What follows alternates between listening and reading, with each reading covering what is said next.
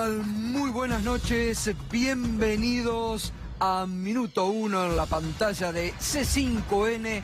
Hoy, más que nunca, la realidad, lo que otros no te cuentan ni te contarán, lo que otros no te muestran ni te mostrarán, aquí diariamente te lo contamos, te lo mostramos, clarificamos la información para que sepas realmente lo que pasa en la Argentina. Hoy tenemos un gran programa por delante. Nos acompañás a partir de este momento con el hashtag La Banda Complicada, porque está muy complicada la banda del poder político, mediático y judicial que operaba ilegalmente en la Argentina. 3 días declarando el espía de la AFI. ¿Qué dijo? Toda la información enseguidita, todos los detalles, a quiénes salpica, a quiénes incrimina, cómo era el mecanismo de la banda contado desde adentro, enseguidita te lo vamos a contar. Pero, muy bien, tenemos, como le venía diciendo, un gran programa por delante.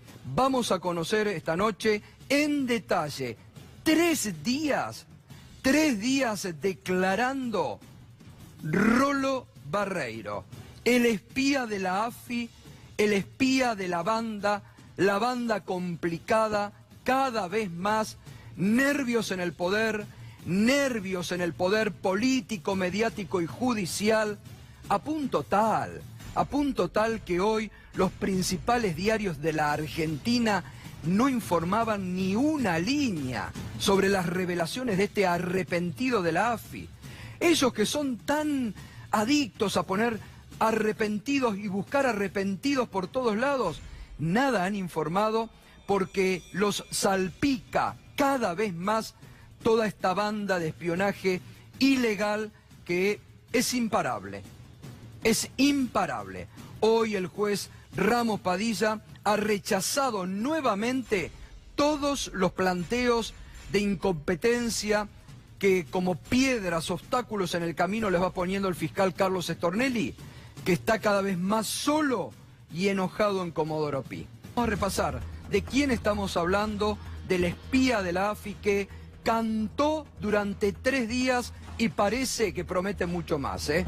Estamos hablando de el Rolo Barreiro, el espía arrepentido, Hugo Rolando Rolo Barreiro, alias el francés. Fue agente de inteligencia orgánico entre 2002 y 2016. Trabajó en contrainteligencia en Miami y en Ezeiza. Tiene 37 años y entró a la CIDE de la mano de su padre. Hugo Rolando Rolo Barreiro, alias el francés, se entregó el viernes, declaró ante Ramos Padilla sábado, domingo y continuó hoy. D'Alessio lo tenía agendado como Rolo Dea. El fiscal Vidone lo señaló como quien le presentó a Marcelo D'Alessio, pieza fundamental en el engranaje de toda esta banda que está cada vez más complicada. Ahora, usted sabe que a partir de... porque muchas veces en todo lo que le hemos mostrado sobre los chats de D'Alessio con Stornelli, de D'Alessio hablando con Echeves, aparecen nombres o relaciones que uno en el momento... Yo muchas veces le pregunto a Irina, a Juan, y muchas veces hay suposiciones. En los chats de D'Alessio aparecía un Rolo Dea. Ahora sabemos que era Rolo Barreiro.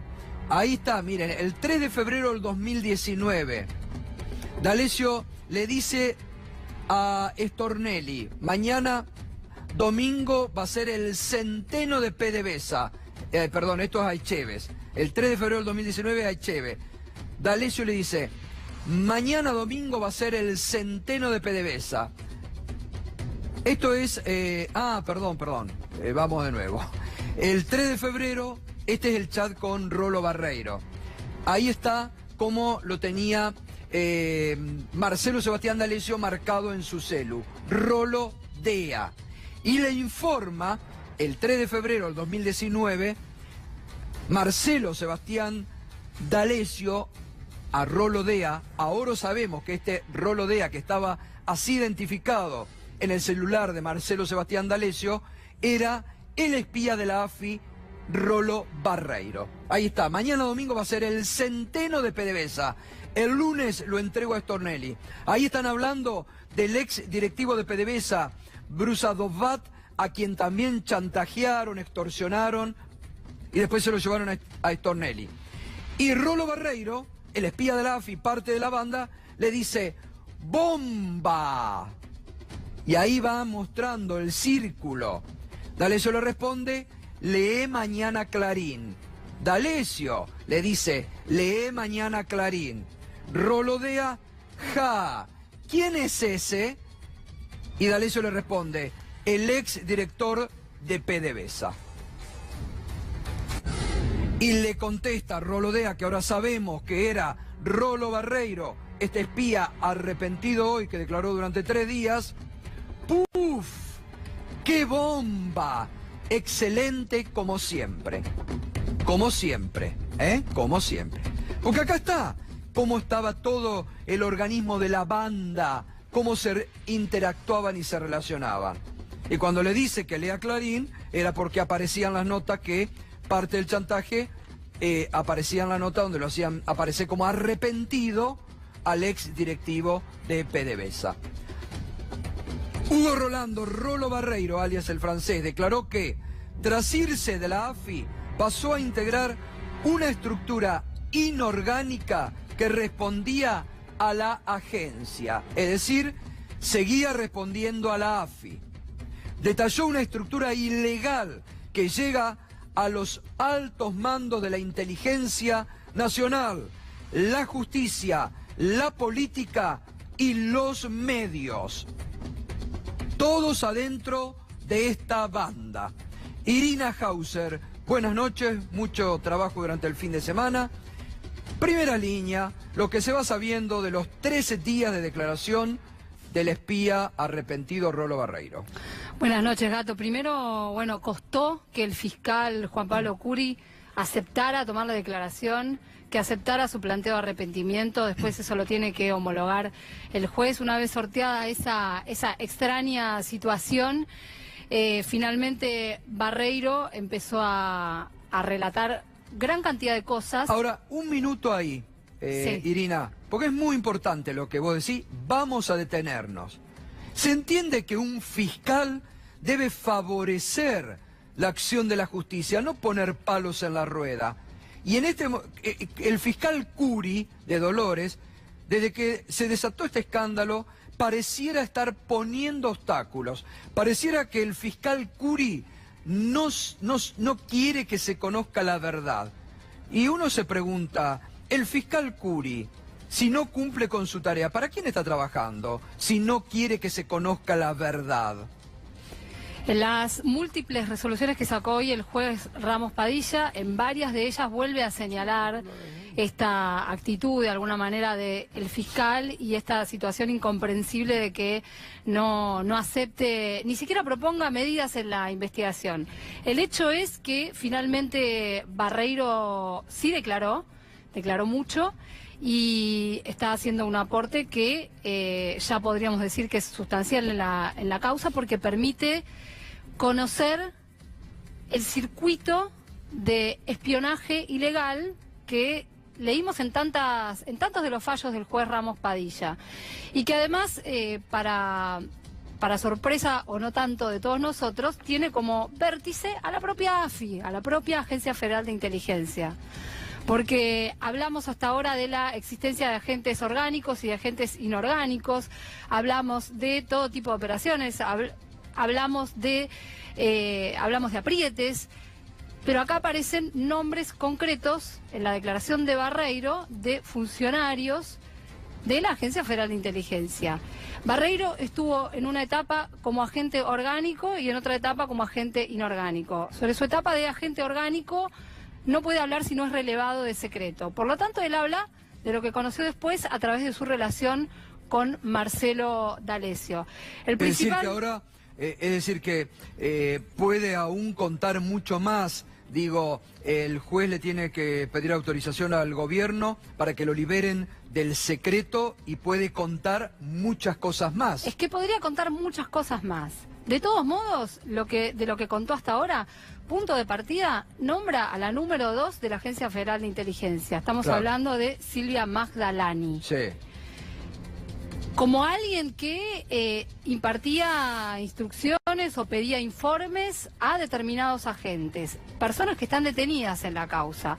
Ricardo Bogoliuk y Aníbal de Gastaldi, por empezar. Y a la vez ellos, para dibujarte el circuito, eran las personas que le encomendaban o que le pedían a Marcelo D'Alessio. En la declaración de Barreiro aparece un rol muy importante del fiscal Juan Bidone. El fiscal Juan Bidone, que finalmente va a tener su indagatoria el lunes que viene. Hoy pasó por el juzgado, se mostró como dispuesto a estar a derecho, pero parece haber sido, de acuerdo a lo que pudimos saber hasta ahora de esta declaración, alguien que tuvo un papel central en la provisión de información reservada, como por ejemplo entradas y salidas del país o intercruzamientos de llamados telefónicos. Claro. Y lo otro que va surgiendo a lo largo de la declaración de Barreiro son las personas espiadas. Totalmente, claro. Que ahí tenemos unas sorpresas enormes. Bueno, ahora vamos a ir. Vamos a, mientras Irina sigue preparando, porque hay mucho, la información se sucede minuto a minuto. Irina sigue recolectando en estas 2 horas de programa mucha información. Bien decía Irina recién, hay víctimas y victimarios, y hay espiados en el más alto nivel. Vamos a ir con Juana Molina a repasar esto. Hola Juan, buenas noches. ¿Qué tal, Gato? Buenas ¿Cómo noches. andás? Bienvenido. Fin de semana intenso. Sí, muy intenso, muy intenso. No hubo descanso, mucho nerviosismo en distintos sectores queriendo saber qué decía el Rolo Barreiro. Así es, y el Rolo Barreiro empezó a hablar y habló largo y tendido, tercer día consecutivo, y empezó a marcar, a ordenar las piezas que muchos de nosotros teníamos todavía desordenadas en el rompecabezas. Se empieza a armar el rompecabezas de lo que es esta asociación ilícita, claramente una asociación paraestatal de inteligencia. Habrá que corroborar cada uno de sus dichos, pero empezó a marcar gente. Si te parece, empezamos a ver a quiénes fue mencionando. Marcelo D'Alessio, parte de la estructura inorgánica de la AFI, empezó a enumerar, empezó a decir, bueno, este es el eslabón más bajo. D'Alessio no es un eslabón muy alto de esta cadena, imagínate quiénes están por encima. Seguimos, como decía Iri recién, Bogoliuk y de Gastaldi, también integrantes superiores. ¿A quién les remitía D'Alessio la información? A Bogoliuk y de Gastaldi, estructura inorgánica de la AFI, que respondía a la agencia. Esto es lo grave, digo. Estos dos que están presos, recordemos. Exactamente. ¿No? Los tres, Marcelo D'Alessio también, por supuesto. El fiscal Juan Bidone era el recolector de la información. Bidone está muy complicado porque le proveía de información a Marcelo D'Alessio, por ejemplo, el tema de los ingresos y egresos del país, los datos de migraciones, que después lo va a contar Irina mejor que yo, pero gracias a la información de Bidone se investigaba el presidente de la Corte Suprema, por ejemplo. Ahora vamos a ir con eso y Bidone, también después lo va a contar Irina, cada vez se complica más la situación de Bidone. Totalmente. Tenemos novedades también sobre Bidone. Parece dejar de ser un engañado Bidone, como dice él, para formar parte de esta estructura, insisto, paraestatal que reportaba al Estado. ¿A quién le reportaba? A Silvia la Turca Magdalani, siempre según la declaración de Rolo Barreiro. A ella respondería esta estructura ilegal y también a su jefe de gabinete, a Darío Biorsi, que fue mencionado por Rolo Barreiro como otro de los que estaban bien arriba dentro de la esfera de esta, insisto, agencia paraestatal de inteligencia. Es un delirio de lo que está. Magdalani grita por los pasillos de la AFI, si me tocan a mí, canto todo, cuento todo. Ojalá lo cuente.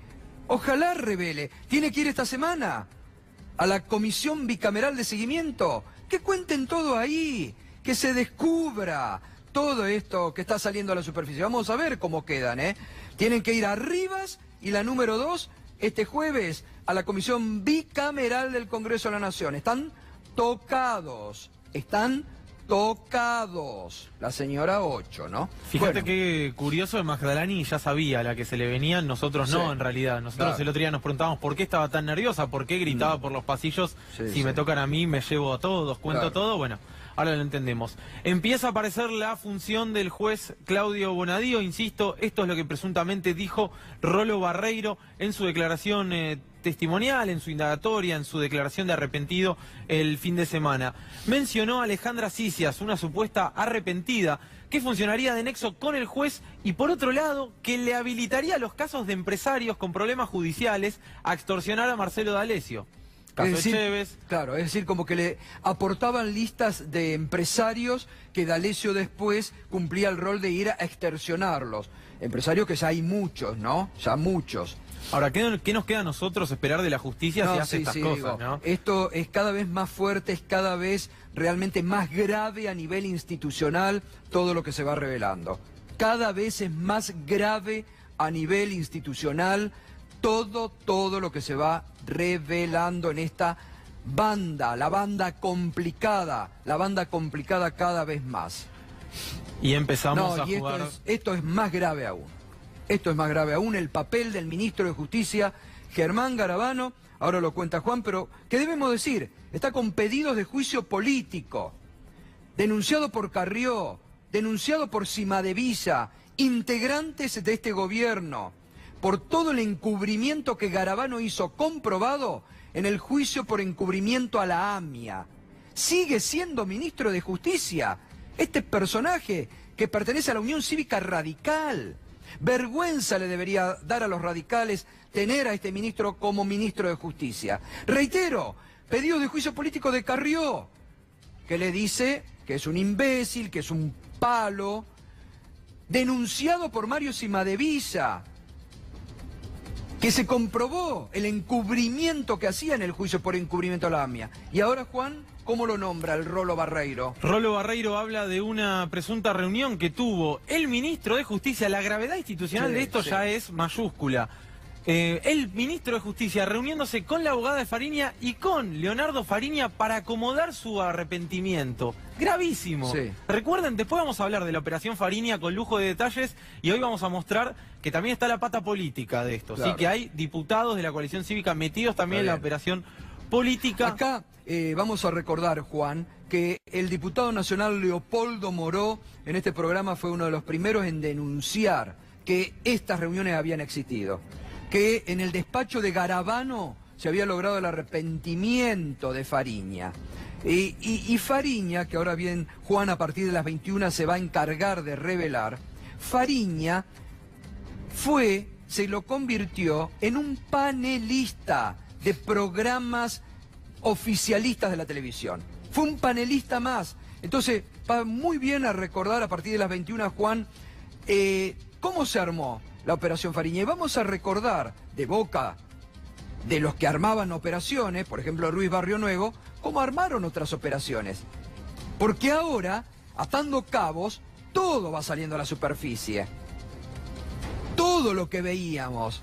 Esta supuesta vaca sagrada del periodismo que quiere que cierre C5N, que busca que cierre C5N, también formaba parte de lo que Luis Barrio Nuevo decía que eran los programas armados para descalificar a adversarios políticos. Todo se va sabiendo ahora. Todo va quedado muy marcado. Cómo han venido inventando noticias falsas, mentiras en estos años. Y eso mismo lo revelan. Entonces, a partir de las 9 va a ser imperdible lo que Juan vaya revelando. Imagínate la cantidad de causas, Gato. Van saliendo, como decís, van saliendo a la luz. Esto es gravísimo. En el despacho del ministro de Justicia, un personaje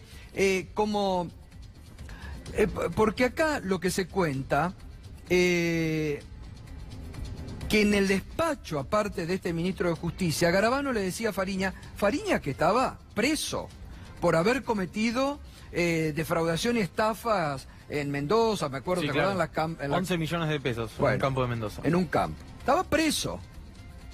Y el ministro Garabano le promete, cuenta Rolo Barreiro, en esa reunión, que él iba a sacarle los jueces que le podían seguir las causas a Fariña. Uno de esos jueces era el doctor Carlos Rosanqui. Hoy a la mañana en Radio 10 vamos a irme echando información. Hablamos con Carlos Rosanqui, porque lo terminan sacando a Rosanqui. Promesa que le había hecho Garabano a Fariña, que le decía, vos no te preocupes por los jueces que te están investigando, te lo vamos a sacar. Te lo vamos a sacar. Bueno, Rosanqui fue uno de esos jueces, porque Rosanqui lo tenía procesado a Fariña, era parte de un tribunal oral. Le sacaron la causa de La Plata, después lo terminaron sacando a Rosansky, e intervino la propia titular de la Oficina Anticorrupción, que se peleó con el titular de AFIP, con Alberto Abad, se peleó públicamente, le hizo una operación a través del Diario de la Nación. Mañana, si querés, lo repasamos. Abad se termina yendo y la causa termina como Fariña quería y como el Estado quería. Realmente es escandaloso. Y aparece ahora sí el nombre de Leonardo Fariña por primera vez en esta red de espionaje. Ya había aparecido con ese famoso audio revelado por Horacio Berbisky, donde el propio Alessio decía, a Fariña le pagan 200.000 pesos por mes desde el Ministerio de Seguridad para mantenerlo encarrilado, digamos, para que su testimonio no se vaya para ningún lado.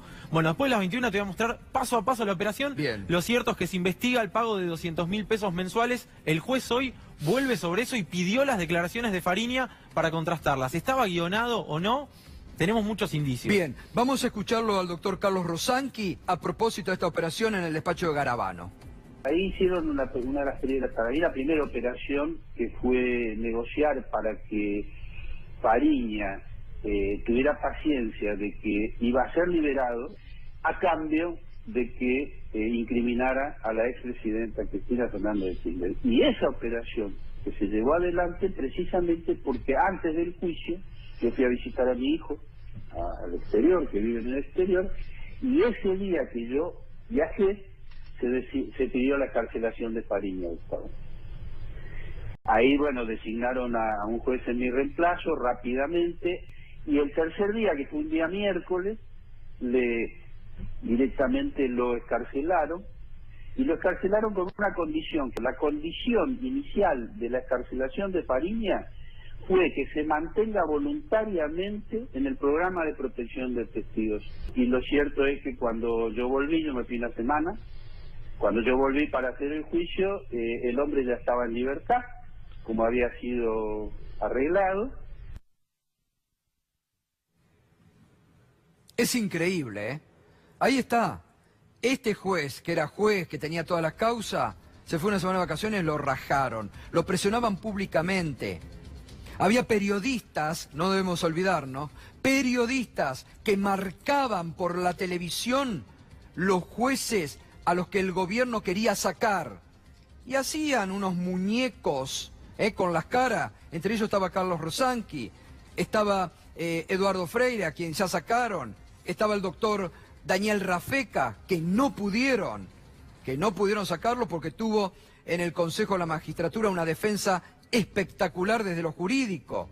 Pero a Rosanqui sí lo echaron, lo sacaron. Y ahí está contando Rosanqui toda la operación. Es impresionante esto. Por favor, escuche de nuevo de palabra de Rosanqui, porque uno no puede creer. Pero ahora que se está revelando todo, miren lo que hicieron para proteger a este tipo, para que este tipo Fariña arme, guionado y direccione y apunte ¿a quién? A la expresidenta. Mire, vamos. Ahí hicieron una de las primeras, para mí la primera operación, que fue negociar para que Fariña tuviera paciencia de que iba a ser liberado a cambio de que incriminara a la expresidenta Cristina Fernández de Kirchner. Y esa operación que se llevó adelante precisamente porque antes del juicio yo fui a visitar a mi hijo al exterior, que vive en el exterior, y ese día que yo viajé se pidió la carcelación de Fariña, Gustavo. Ahí, bueno, designaron a un juez en mi reemplazo rápidamente, y el tercer día, que fue un día miércoles, directamente lo excarcelaron, y lo excarcelaron con una condición, que la condición inicial de la excarcelación de Fariña fue que se mantenga voluntariamente en el programa de protección de testigos. Y lo cierto es que cuando yo volví, yo me fui una semana, cuando yo volví para hacer el juicio, el hombre ya estaba en libertad, como había sido arreglado. Bueno, y después se paseaba por todos los programas de televisión oficialistas como una vedette. Bueno, Juan, seguimos. Sí, aclaremos que todo esto son dichos de un arrepentido, y de la misma forma que siempre hay que desconfiar del arrepentimiento, no sé, en la causa de los cuadernos, es necesario desconfiar también de este tipo de personajes que también están buscando un beneficio. Todo esto deberá ser corroborado. Ahora bien, existen muchos elementos que van que uniendo, vos vas uniendo cabos y vas cerrando muchísimas cuestiones. porque en el allanamiento de las computadoras de Marcelo D'Alessio muchas de las cosas que Claro. relata Barreiro se encontraron efectivamente. Seguimos adelante Sí. y ahora vamos con un perjudicado. Carlos Rosenkrantz, el presidente de la Corte Suprema de Justicia, a él se le hicieron presuntamente tareas de inteligencia y seguimiento. Su socio, Gabriel Bauzat, fue citado a declaración testimonial para este jueves con urgencia, porque se encontraron informes sobre su actividad en la computadora de D'Alessio. Es gravísimo esto. Sí, se encontraba sobre el socio de Carlos Rosenkrantz informes migratorios. ¿Sí? ¿Cuándo salió del país? ¿A dónde fue? ¿En qué puerto de entrada? ¿Qué puerto de salida? Gravísimo. Bueno, sobre esto tendrá que declarar Gabriel Bauzat. Después Irina Hauser va a contar que hay otro juez de la Corte Sí, sí, al sí. que también se le habrían hecho tareas de seguimiento. A Horacio Rosati, a Carlos Rosenkrantz y a Horacio Rosati, dos integrantes de la Suprema Corte de Justicia de la Nación, también habrían sido espiados por esta banda. Mire la gravedad institucional. Hoy tuvimos contactos con algunos voceros de la Corte. La respuesta que daban, así, como se lo voy a contar, es que están recalientes en la Corte con todo lo que va saliendo a la luz. Que están recalientes, que están esperando el primer papel, la primera actuación que llegue a la Corte sobre todo este escándalo para actuar de inmediato. Porque están en un punto límite los integrantes de la Corte con todo lo que se está saliendo a la superficie. Y como lo venimos diciendo desde hace mucho tiempo acá, yo creo que ha llegado el momento de que la Corte actúe y empiece a poner claridad sobre el desaguisado de buena parte de la justicia en la Argentina. Así es, realmente es increíble. El presidente de la Corte Suprema investigado por esta asociación otro. ilícita, que respondía al Estado. Porque uno dice, bueno, una asociación paraestatal. No, deja de ser paraestatal cuando quienes reciben esos informes son los capos de la Agencia Federal de Inteligencia. Carlos Stornelli, yo digo que acá hay una suerte de, atenuante si se quiere, porque aparecería como un usuario, como un consumidor de la asociación ilícita, sigue siendo igual de grave, pero por lo menos no forma parte de la estructura. Claro. No forma parte de las altas esferas. Bueno, de esto. ahí hay que decir esto objetivamente, y habla muy bien una vez más del juez Ramos Padilla. El juez Ramos Padilla en ningún momento, viste, cuando habla de la extorsión, dice, bueno, yo no creo que un fiscal como Carlos Stornelli, pero tenía una relación de promiscuidad con Marcelo Sebastián D'Alessio. El juez siempre se mantiene muy impecable, ¿no? En la exposición de la Comisión de Libertad de Expresión, tanto a Stornelli como a Oliveto, Ramos Padilla ha sido muy insistente en cuidar las formas y decir, bueno, Claro. todos tienen la presunción de inocencia, Exacto. a diferencia de lo que hacen muchas veces este tipo de personajes. Obvio, exactamente. ¿Y Seguimos alguien más? A ver. adelante, tenemos también a la diputada nacional, si no me equivoco, claro que sí. Ahí está. Paula Oliveto, después de las 9 de la noche, Gato, perdón que insista Sí. con esto, vamos a empezar a entender por qué la coalición cívica está tan preocupada con este caso. Claro. Porque en la causa Farini aparecen elementos muy sugestivos respecto a su participación y al arrepentimiento de Leonardo Fariña. Claro. Grave. Aparecería también como usuario de esta asociación ilícita y por supuesto también tenemos 3 periodistas, no los vamos a mencionar, ya se sabe de todas formas, que también participarían como usuarios presuntamente de esta red de espionaje paraestatal compuesta por Marcelo D'Alessio, de la que consumía, si se quiere, Carlos Stornelli, e insisto, que respondía a altas esferas del Estado porque respondía Claro, presuntamente totalmente. a Silvia Magdalena. No, y además, por ejemplo, yo sigo preguntando públicamente, por ahí algún momento tenemos la respuesta. ¿Quién le dio información al fiscal Guillermo Marijuán sobre que había las bóvedas, los containers, y que le hicieron pasar al fiscal el papelón del siglo cuando mandó retroexcavadora y no encontraron absolutamente nada porque no había nada? ¿Quién le pasó esa información? En algún momento se va a tener que saber. Porque el fiscal fue engañado también, el fiscal Marijuán, con información que le pasaron. El comando iraní venezolano. Bueno, ahí está, otro tema. ¿Quién les pasaba esa información? Vamos dejando preguntas al aire. Creo que Bueno, la bala pica cerca de sí, acá. y bueno, vamos a ver. Bueno, Juan, vamos a repasar con todos estos datos cómo funcionaba el mecanismo de la banda, ¿no? Ordenamos estas piezas de forma tal que podamos componer quién es quién, quiénes daban Sí. las órdenes, quiénes respondían. Empezamos con quiénes daban las órdenes dentro de esta asociación ilícita, siempre obviamente tomando con pinzas la declaración del arrepentido Barreiro. Silvia Magdalani, número 2 de la AFI, junto al jefe de gabinete y cuñado además de Magdalani, Darío Biorsi. Seguimos adelante. Estos son los que recibían supuestamente los informes de parte de Gastaldi y Bogolyuk, hoy detenidos ambos. Seguimos adelante. Bogolyuk y De Gastaldi a la vez, ¿a quién recurrían para juntar esa información que le llevaban a Magdalani? Supuestamente, siempre según los dichos de Barreiro, a Marcelo D'Alessio, viejo conocido de la casa. ¿Y a quién le pedía D'Alessio las cosas que necesitaba para armar esos informes paraestatales? Del fiscal Juan Bidone, rol clave como recolector de información migratoria, llamados, etcétera. Juan Bidone, insistimos con esto, es, según la declaración de un arrepentido, todavía falta mucho por recorrer, pero sí existen elementos en la causa que hacen que las piezas encajen, digamos, no es ningún delirio lo que estamos hablando. ¿Quiénes eran los usuarios de estas operaciones? Los que repasábamos recién, realmente gravísimo, periodistas y funcionarios políticos y judiciales.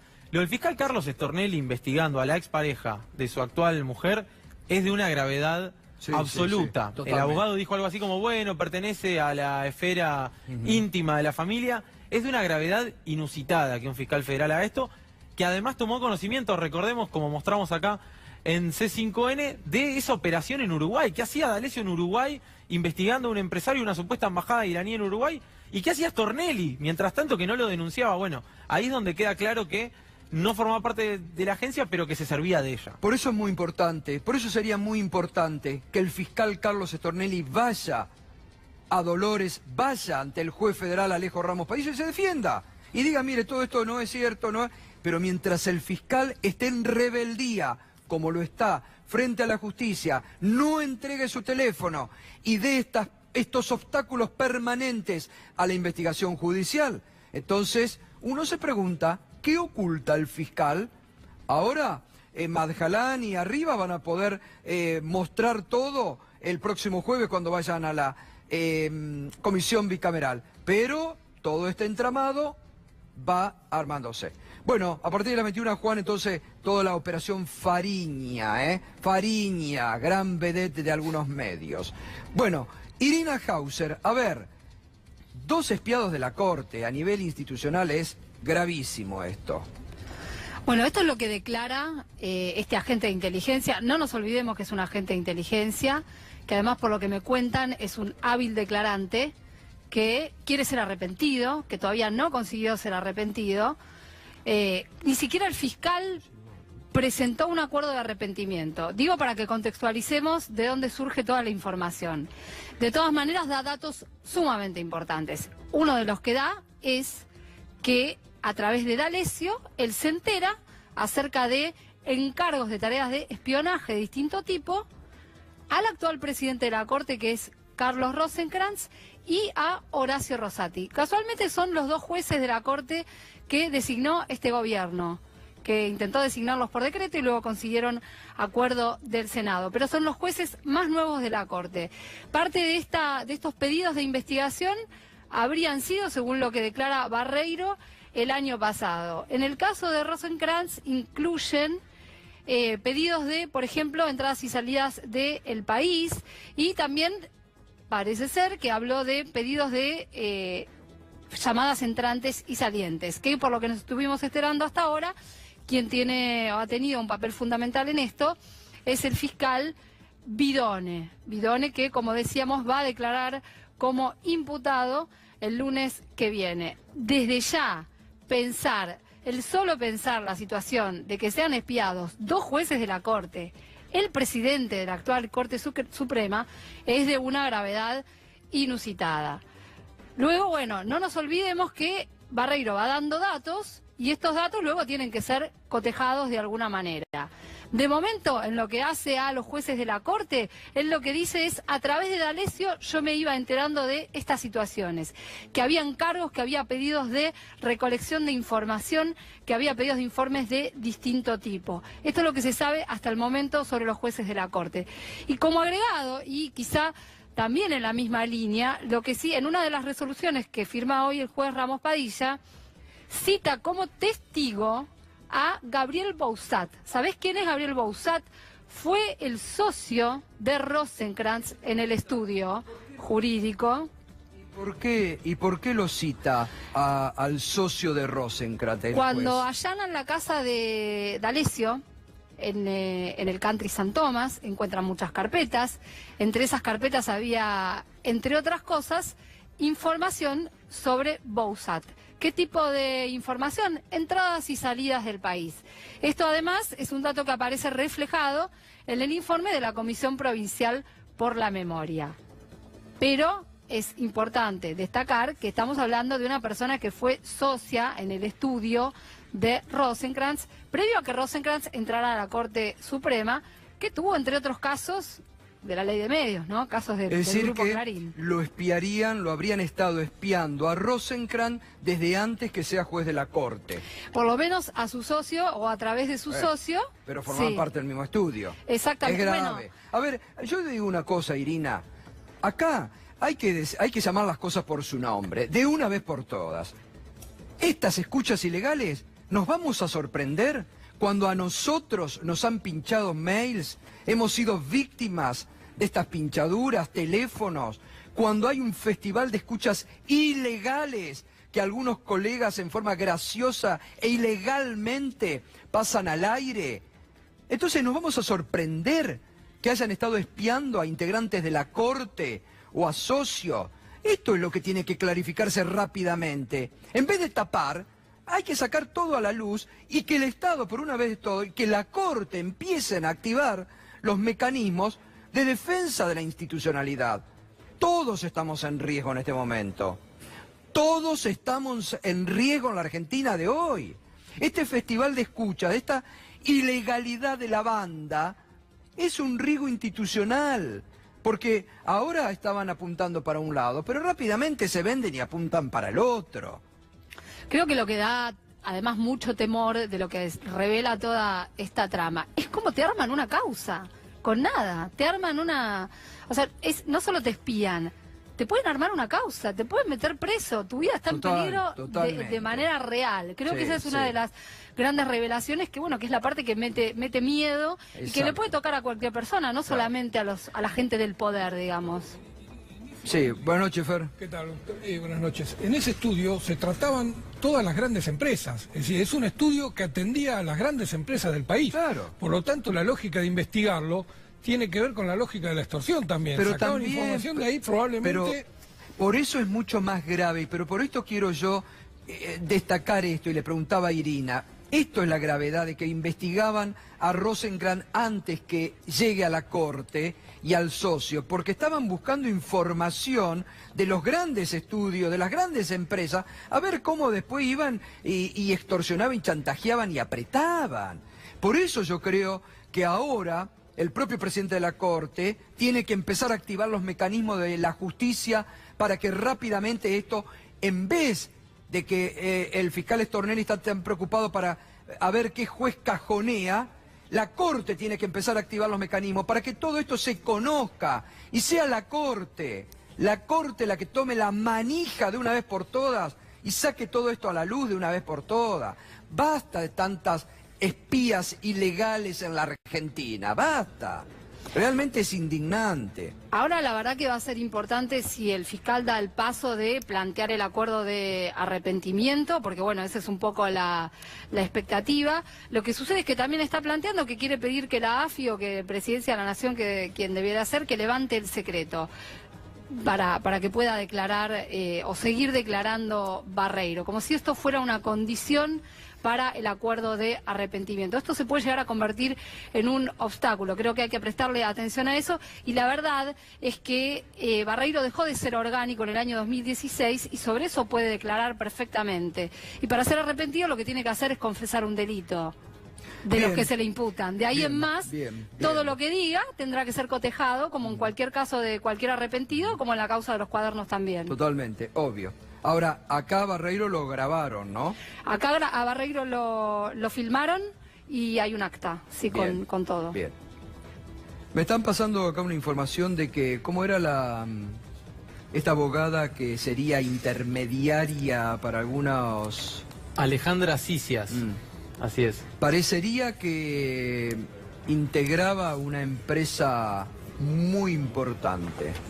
muy importante, ligada A la familia. al poder. A la familia, Sí. sí.